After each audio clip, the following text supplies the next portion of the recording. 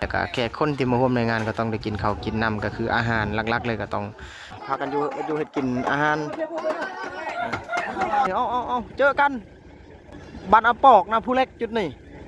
จวดแมลงบ้านนี้ไปทำใส่พี่น้องบ้านละออปลอ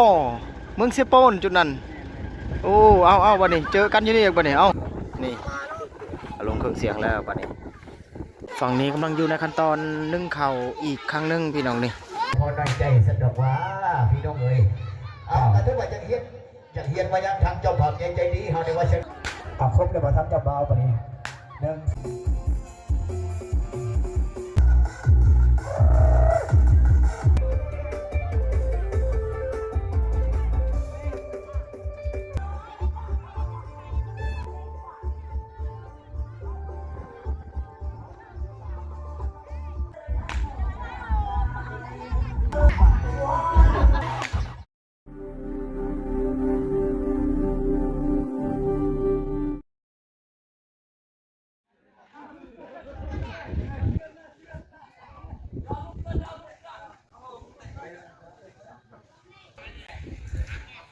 สบายดีพี่น้อง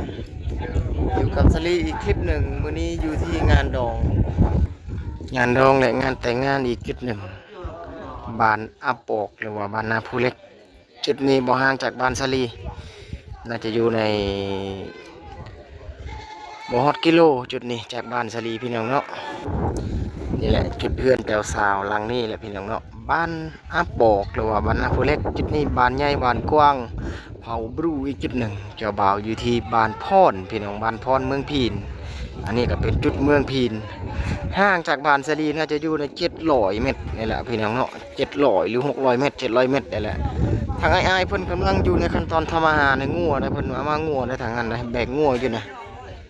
นี่กำลังสิทำอาหารตอนฮับหรือว่าในงานนั่นแหละเขากินงัวกันดินี่เด้เอาพี่น้องทานรุ่นแมลงตู่ทีมงานบูเฟนซารีทองมิวสิกเดี่ยวตู้มาพี่น้องอันนี้ก็เป็นสถานที่ตั้งตู้สำหรับแมลงอะไรทองมิวสิกมานี่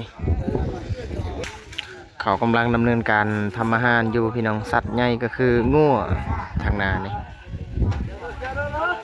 มาเบิ่งจุดเพื่อนครัวนี่บอลดังไฟบอลเห็ดอยู่เห็ดกินเกี่ยมอาหารแมลงพี่น้องนึ่งข้าวนี่บอลเพิ่นนึ่งข้าวนี่หม้อนึ่งข้าวนี่เพิ่นเฮ็ดขึ้นมาแบบนี้ได้พี่น้องนะนี่นึ่งข้าวหรือว่าหุงข้าวนั่นแหละเพิ่นนึ่งกันแบบนี้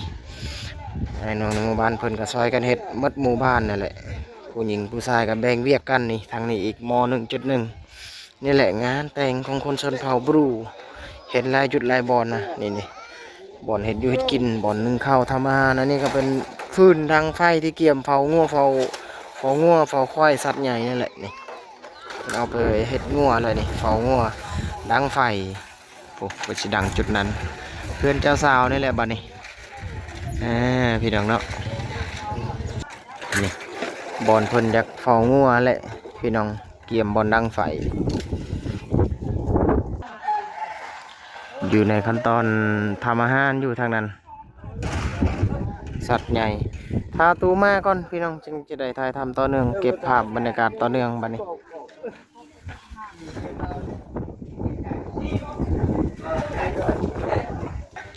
กำลังอยู่ในขั้นตอนเผางัวเลยพี่น้องทำอาหารเพื่อตอนรับในงานนั่นแหละทุกๆงานแต่งที่สลีเคยเห็นมานี่ประมาณงัวตัวหนึ่งนี่แหละเขาจะกินในช่วงกลางคืนหรือว่างานในช่วงงานดอกงานแต่งงานในช่วงกลางคืนนะพี่น้องนะ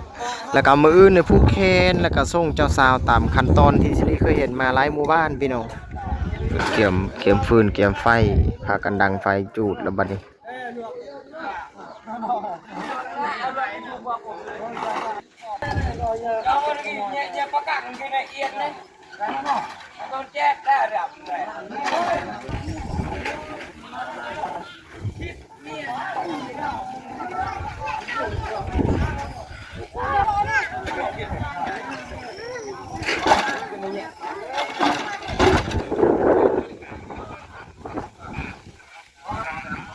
เขากำลังกินอาหารส่วนหนึ่งที่เขา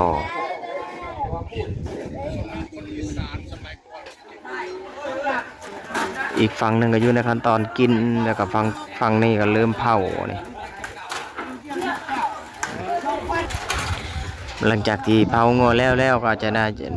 ออกเป็นเนื้อเป็นซีนแล้วก็แขกคนที่มาร่วมในงานก็ต้องได้กินข้าวกินน้ำก็คืออาหารหลักๆเลยก็ต้องงัวนั่นแหละตามที่เห็นอะไรพี่น้องเนาะสำหรับเจ้าฟ้าไฟยิงอาหารของเจ้าฟ้าไฟยิงบางเฮือนบางหมู่บ้านก็มีฮิตของประเพณีนะเป็นควายนี่ทางเคยมอบให้ทางไฟยิงเป็นฮีตของประเพณีการแต่งงานต้องมีควายแหละงัวเนาะควายนี่แบ่งกันกับหมู่บ้านได้คันว่ามีควายนี่คนละครึ่งกับหมู่บ้านนี่แหละไอ้น้องในหมู่บ้านพากันเฮ็ดบ้านนี้บ้านใหญ่พี่น้องเฉลี่ยย้ำอีกครั้งหนึ่งมีอยู่ประมาณ100 กว่าหลังคาเรือนนี่แหละสำหรับหมู่บ้านแห่งนี้ห่างจากบ้านสลีประมาณ700 เมตรหรือ800 เมตรในบ่ฮอด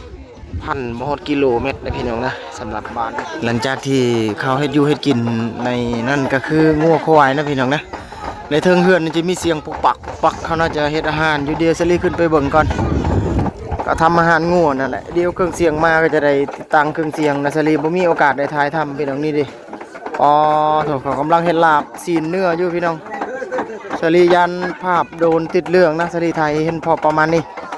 เอาแค่ผ่านๆให้เห็นซื่อๆเสียงปุกปักอยู่ไอ้น้องพ่อครัวพากันอยู่เฮ็ดกินอาหารเอาสลีลงก่อนพี่น้องบัดนี้ให้เห็นประมาณนี้เครื่องเสียงมาแล้วบัดนี้นี่ฝั่งนี้ก็เริ่มมาหลายแล้วคนสำหรับในเทิงเฮือนนี่บัดนี้คลายเครื่องไม่เท่านี่มาคลายเครื่องบัดนี้เอารถเครื่องเสียงก็มาแล้วทางหลังบัดนี้ป้าไม่เท่าคลายยังแน่ไม่เท่าคลายยังแน่เจ้านี่โอ้ขนมบ่เอาเห็นทุกงานแต่งเลยเพิ่นนะงานแต่งเขตนี่เห็นตลอดเลยนี่ขนมเพิ่นขายเต็มหมดเลยนี่เครื่องเสียงมาแล้วบัดนี้เพิ่นมาแต่บ้านบวงนะพี่น้องนะทีมงานมาแล้วบัดนี้ทีมงานมาแล้วบัดนี้อุ้ยอายโคชกเพิ่นก็มาแต่เมืองนองในคลิปหลังเพิ่นไปหับไซอยู่ที่บ้านละอ้อนะอันนี้มาต่อในบ้านสบายดีโคชกอ้ายบัดนี้ปอโทบัดนี้เอาเจอกันบ้านอาปอกนะผู้เล็กจุดนี่จวดเมื่อแรง โอเคของหมู่บ้านนี้ไปหักใส่พี่น้องบ้านละออง ปลอเมืองเซโปนจุดนั้นโอ้เอาบัดนี้เจอกันอยู่นี่อีกบัดนี้เอา นี่บัดนี้เครื่องเสียงพี่น้องเอามาหอดรถถึงในหมู่บ้านเจ้าภาพไฟยิงแล้วนี่รถเครื่องเสียงกำลังถอยสถานที่ตั้งตู้บัดนี้นี่ถอยเข้ามาแล้วบัดนี้พี่น้องฐานรุ่นบัดนี้การติดตั้งเครื่องเสียงระบบเก่านะสูตรเก่าในละตู้กัน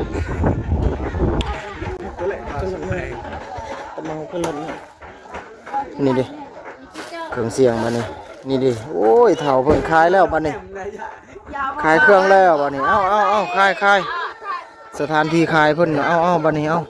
จะได้ติดตั้งตู้ก่อนบัดนี้เอาทีมงานเอาลงเครื่องเสียงแล้วบัดนี้พี่น้องสลีกับทายทำพอให้เห็นประมาณนี้ก่อนบัดนี้และสิเก็บภาพต่อเรื่องเอาตอนนี้น้องๆดึงสายไฟอยู่พี่น้องขึ้นต้นหมักยมน้อยๆนี่ดึงสายไฟเพื่อไปหาลักอะไรไฟบัดนี้เอาไฟบาน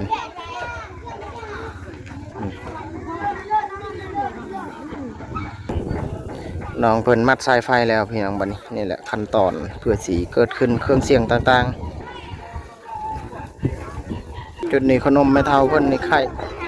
ายดีแล้วบัดนี้มีน้องๆมาหุ่มมานั่นเต็มเลยนี่แหละบัดนี้นี่ลงเครื่องเสียงแล้วบัดนี้พอส่งเพิ่นโอ้ยบัดนี้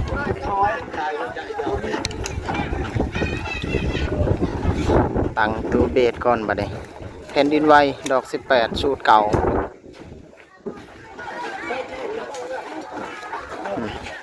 ยังกะดอก18เอฟฮอนสูตรเก่าต่อไฟต่างๆนะสลีต่อไฟต่างๆพี่น้องนี่ต่อระบบทางลังเมื่อกี้นะแล้วก็ฟังตู้บัดนี้ฟังตู้นี่ก็ยกขึ้นเสียงกลางแล้วบัดนี้เบสนี่ก็ตั้งเลยได้ไหมนี่เสียงกลางบัดนี้นี่แหละพากันเห็ดพากันซอยท้ายเห็นได้บางส่วนนั่นทางนี้ก็ตลาดตะลีมาอีกแล้วนี่เพิ่นมาขายเครื่องขายของอะไรนี่ทางนี้ โอ้ยมาขายขนมข้าวต้มเนาะบัดนี้น่าจะได้เห็นในมื้อแลงเด็กน้อยน้องๆในหมู่บ้านน่าจะซื้อกินของอยู่ที่เพิ่นเอามาขายมาวางขายในจุดนี้แล้วก็ฟังตู้บัดนี้ฟังตู้ก็เริ่มขึ้นเสียงกลางครบ8ดอกแล้วบัดนี้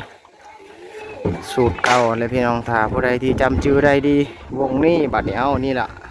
ฝั่งนี้กำลังอยู่ในขั้นตอนนึ่งข้าวอีกครั้งหนึงพี่น้องนี่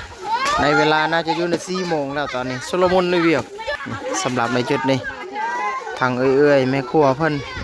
งัวควายก็ถือว่าแล้วหมดแล้วอาหารทางนั้นนะทางนี้ก็กินข้าวกินน้ำนี่ฟังตู้ฟังเครื่องเสียงก็เปิดเลยได้พี่น้องบัดนี้นี่ดิเปิดเพลงแล้วฟังนี่คนนี่มาหลายแล้วคน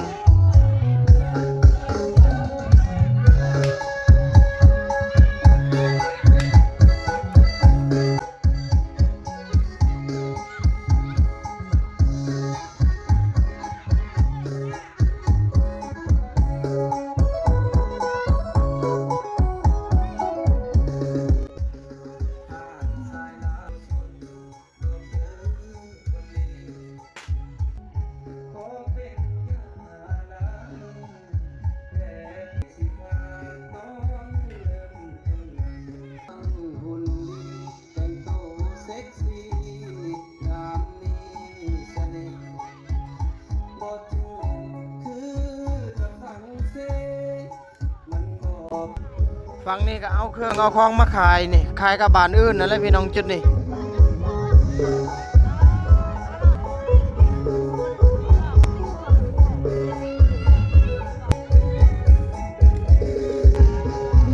ฝั่งนี้ก็ขายเครื่องคือกันนี่วางขายในลักษณะนี้เลย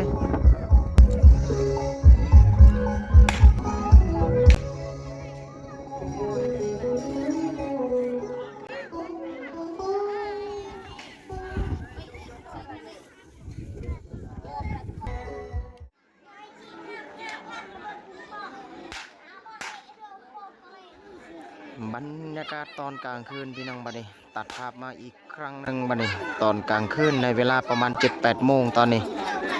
อยู่ในขั้นตอนปิดเครื่องเสียงน้อยหนึ่งเพิ่นยังลมเบียกในเทิงเรือนเจ้าภาพระวัง2 ฝั่ง 2 ฝ่ายให้พี่น้องได้เห็นทางหน้าวิธีจุดนี้ภาพไฟแสงสีกลางคืนในจุดนี้ในเรือนเจ้าภาพไฟยิงนี่บัดนี้เก็บภาพต่อเนื่องบรรยากาศพี่น้องนี่คือในเรือนเจ้าสาวบัดนี้จะได้ถ่ายทำหลายๆจุดไปนำ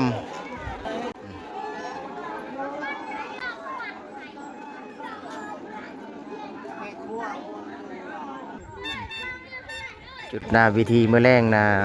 เดี๋ยวก็จะได้เห็นบางทีก็จะมีการผูกแขนทางหน้าวิธีบ่หรือว่าเขาจะพรรอบลำบงเจ้าสาวกับเจ้าบ่าวพี่น้องย้ำอีกครั้งนึงเจ้าบ่าวอยู่ที่บานพรเผาบรูอีกจุดหนึ่งบานที่ทะเลเคยไปถ่ายทำเครื่องเสียงนี่แหละเกี่ยวกับงานแต่งนี่แหละสำหรับบานพรเมืองพินแข่งสวรรณเขตเจ้าสาวอยู่ที่บานอัปปอกหรือว่านาภูเล็กในจุดนี้พี่น้องเนาะนี่แหละบรรยากาศโดยรวมในเวลา 7-8 โมงในตอนกลางคืนตอนนี้ถารุ่นและเก็บภาพต่อเนื่องพี่น้องบรรยากาศต่อเนื่องบัดนี้มื้อนี้ฝั่งตลาดตะลีตอนกลางคืนเพิ่นขาขายกันนี่โอ้ยปิ่งไฟพร้อมอากาศหนาวนี่ฝั่งนี้เพิ่นขายนี่นะโอ้ยไหลเงินไหลคำอยู่บัดนี้นี่ฝั่งเพิ่นก็ขายเครื่องเซรามิกเลยปิ่งจามปิ่งอันนั้นบัดนี้กินไก่ฝั่งตลาดตะลีบัดนี้โอ้ยมีคาราบาวครับกระทิงแดงขายหลายๆอย่างจุดนี้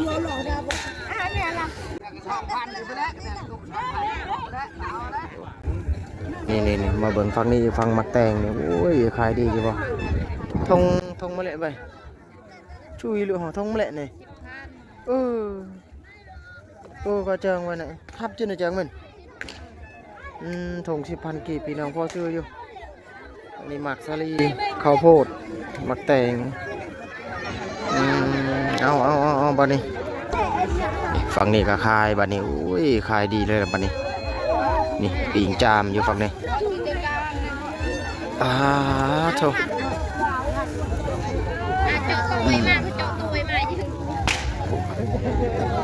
บรรยากาศคึกคืนคล้ายกับงานจุดอื่นนั่นแหละพี่น้อง นี่การขายเครื่องของเครื่องอยู่เครื่องกินในจุดนี้ปิ้งกันอยู่จุดนี้จามอันนี้น่าจะเป็นหัวใจไก่อ่า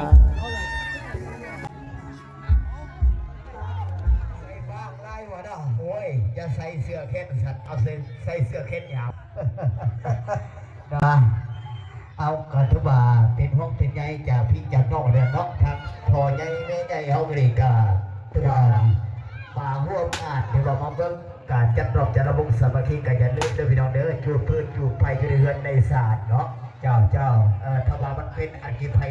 มันยากอย่างพี่น้องเอ้ยโอ้ยเนาะมันเสียที่ว่าเสียทรัพย์เสียทรัพย์สินวินได้ว่าสักคนเจ้าเนาะเอากระดูกว่าเป็นรายการเป็นห้องเป็นใหญ่จากพี่จากน้องระดับพี่น้องเลยอีตามกระสงนั่นก็สีหนาวแห้งเนาะมื้อนี้ป่วยตุ้มโป่งป่วยแห้งเลยเนี่ยเจ้าเอากระดูกว่ายังหลังใจฮักก็มีเนาะอาบน้ำอยู่บ่เจ้ามื้อนี้หันโอ้ยบ่ได้อาบน้ำ2 เดือนแล้วโอ้ยอย่ามาไกลกันเด้อซะเด้อขี่ใครอยู่ในหัวเต็มอาญะอยู่ว่าสันเดี๋ยวได้การจิตภาพความว่าจิตภาพความซึ้งไก่ชิมวนอัดไก่ชิมอฮอดม้วนฮอดซึ้งเดี๋ยวเราไปดูเนาะเดี๋ยวได้การถึงว่าบ่พออกบ่พอนักอกบ่พอได้ใจสะดวกว่าพี่น้องเอ้ยแต่ถึงว่าจะเฮียนว่ายังทำเจ้าภาพใจดีเฮาในว่าเชียงไหนเนาะบ่ได้เนาะมันเกี่ยวกับพี่น้องได้เงินสิเว้าไปก็ได้ขนมไทยโอ้ รอบเจ้าสาวเจ้าบ่าวตอน อ นี้ อกมาถอดน้ำโมน้ำครูนี่วาสนา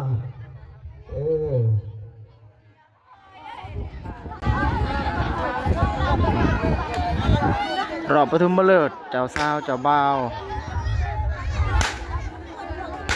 ครบเลยบ่ทำจับเบาปะนี่1 2 3 4 5 6นี่ยังผู้นึงแล้วพี่น้องเด้อยังผู้ใดเนาะปะนี่สองนี่ได้ทำจับเบามาเด้อยังมีอยู่บ่หรือว่ายังอดใจรอกันเด้อยัง2 ปีก่อน รอบเจ้าสาวเจ้าบ่าวพี่น้องเจ้าบ่าวอยู่ที่บ้านพรเจ้าสาวอยู่ที่บ้านอาปอกนะผู้เล็กย้ำอีกครั้งหนึง จวดกันไปเลยปะนี่เนาะผลงานเพลงกำลังมาพี่น้องเลย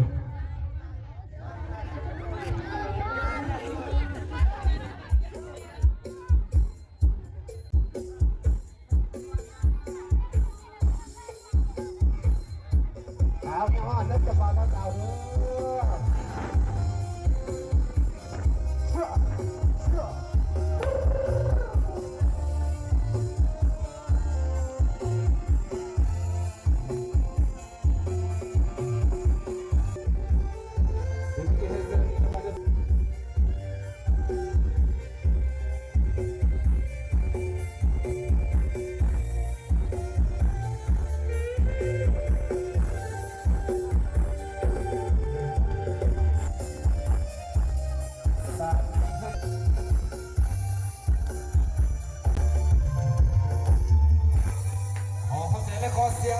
สาวได้เมื่อกี้นี่หันบ่แมนไปลงโทรศัพท์เยอะไว้ไม่เกี่ยวเลยพี่น้องได้เงินเยอะไปก็ได้โอเคหรือว่าตกลงขนมตกลงแหละโอเคคือกันอะไรภาษาไว้เป็นตำยาน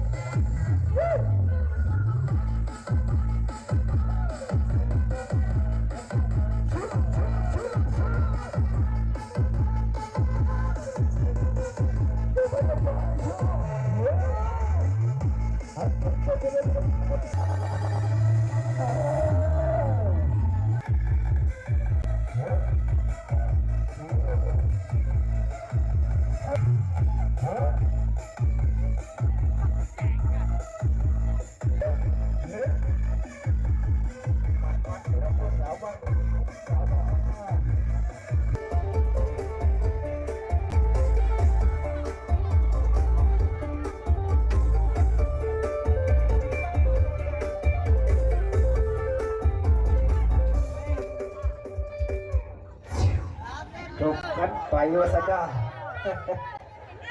เพลงสอดได้ทีนี้ติดเอาก็สมหน้าเจ้าโอ้ยเสียแก้วนี่กำลังส่งหาของขวัญเนี่ยเด้อจะได้ยับแน่ใส่สวยกันเข้ามาเลยพี่น้องเนาะผู้ใดที่ว่ายังบ่ทันได้รับประทานอาหารเป็นที่เนาะครับบริการผู้บาทสบายดีตอนเช้าพี่น้องตอนเช้าในมื้อนี้เป็นมื้อที่2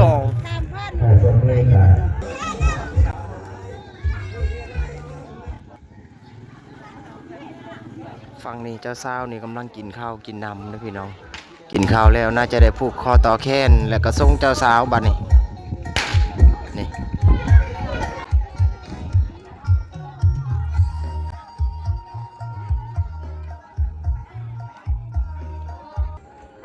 น้องผู้ญาติตาได้ว่าทันเด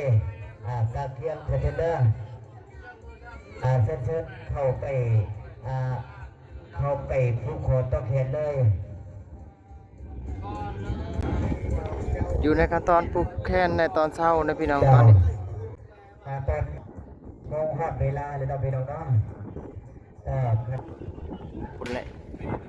เจ้าสาวเจ้าบ่าวอยู่เจนั่นพี่น้องสิเตรียมผูกแขน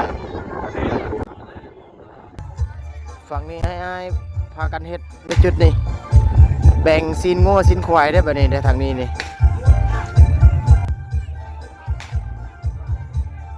กำลังตัดไม้เกี่ยมขั้นตอนแบ่งซีนงัว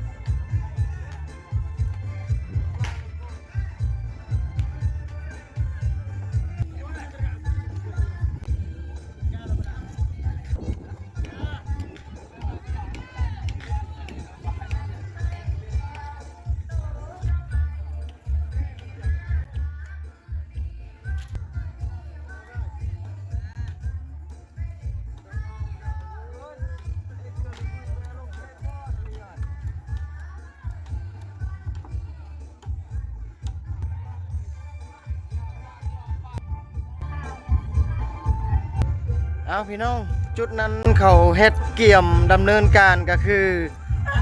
มือแรงนะตอนค่ำๆแล้วเขาสิกินควายแล้วเขาก็เฮ็ดในลักษณะนั้นล่ะเขาเกี่ยมขั้นตอนกินงัวกินควายนั่นแหละพี่น้องเนาะสีผูกแขนก็ได้บัดนี้เขาฮอดเวลาผูกแขนเจ้าสาวและเจ้าบ่าวหลังจากที่ผูกแขนแล้วก็ส่งเจ้าบ่าวไปที่บ้านส่งเจ้าสาวไปที่บ้านของเจ้าบ่าวบ้านพ่นบ้านของเจ้าบ่าวพี่น้องนะรับชมนำกันภาพบรรยากาศบัดนี้ถ่ายทำยากในจุดนั้นเสียงเพลงต่อเนื่องพี่น้อง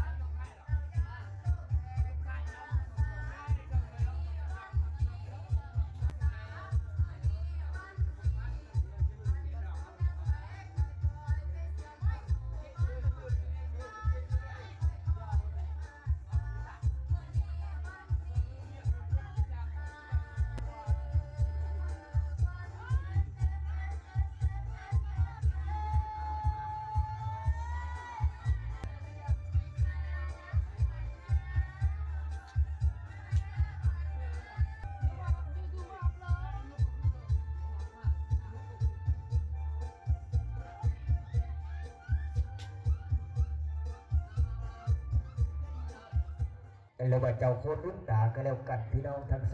องฝ่ายก็จะเริ่มประกอบส่วนนำเดี๋ยวว่าเจ้าสาวมาดังเด้อ เจ้าสาวผู้แขนแล้วตอนนี้สิได้ออกพรตอนเศร้าพี่น้องสิพรหรือบ่นี่เบิ่งนํกันพี่น้องก็ขออยากให้อยู่ดีมีแห้งอยู่แดงมีหีว่าซั่นเด้ปัตตาสิ่งใดกันกับลูกไผไข้เจ็บความคิดอยากแสดงความกายอย่างนี้ปรารถนาสิ่งใดขอให้ดกกันนำกันที่น้องเฮาถือว่าขออยากให้อยู่นำกันไปตลอดสันจนถึงเฒ่าจนถึงแก่เด้อขอให้มีลูกเต็มบ้านมีร้านเต็มเมืองไว้ใจรักษาก็อยากให้มีลูกยิ่งใสก็ว่าจะเป็นทั้งลูกเคยไตลูกไผเนื้อว่าจะบัดนี้มีเสริญๆเด้อทำไม่เฒ่าเฮาทำหลักไม่เด้อโอ้ยเจ้าอาจจะได้เพิ่นสิจมให้อยู่ดอกเนาะจะได้พระชิตจวัดรอสัตว์เดงได้โคตรเราไม่ซื้อน้ำก็ได้ซื้อเสียงเลี้ยงน้ำมาสัตว์เดงมาทำด้วยเตาสดใสสีเรื่อยแล้วโอ้ยเพราะว่าเมื่อคืนนี้เป็นการสอนเพื่อนตามผู้สมเองโอ้ยเมื่อยโอ๊ตเอากระบาดรำนี่เป็นเรื่องเกี่ยมตัวแห้งแล้วไม่เท่าเขานี่ถามเมื่อคืนนี้ว่าโอ้ยมีลูกสาวบอกไม่เท่านี่มันทำอะไรยาวที่ว่าเจ้าบ่มากว่าจะห่วยสีมากอยู่เนาะถ้ามันจะเรียบเป็นระเบียบเรียบร้อยว่าสั้นเจ้าผู้แสผู้สาวพร้อมเจ้าอันเลื่อนเป็นเทวได้ไม่เท่าเด้อไม่เท่าทั้งหลังหัน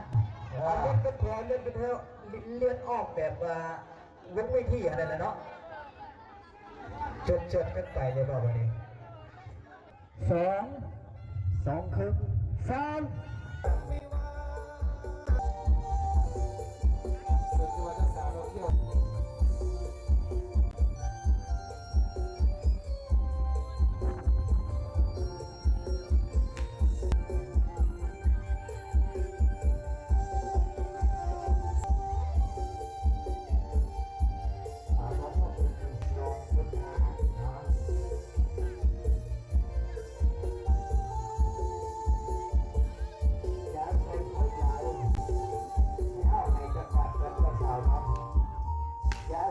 จะไม่เท่าเด้อ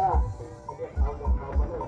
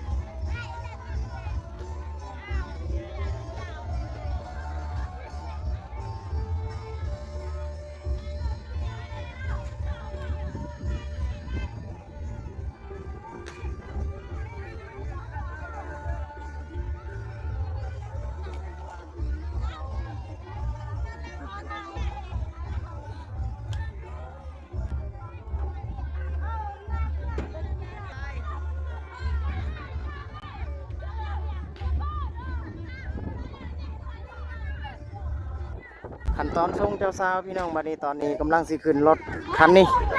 อันนี้ก็เป็นทางเจ้าภาพไฟยิงนะพากันไปส่งอยู่ที่บ้านพรนั่นแหละบ้านเจ้าบ่าวนี่ขึ้นรถแล้วบัดนี้เจ้าบ่าวเจ้าสาวนี่แหละขั้นตอนที่ท้องประเพณีงานแต่งงานชาลีเคยเห็นมาหลายจุดหลายบอนหลายหมู่บ้านเกิดขึ้นในลักษณะนี้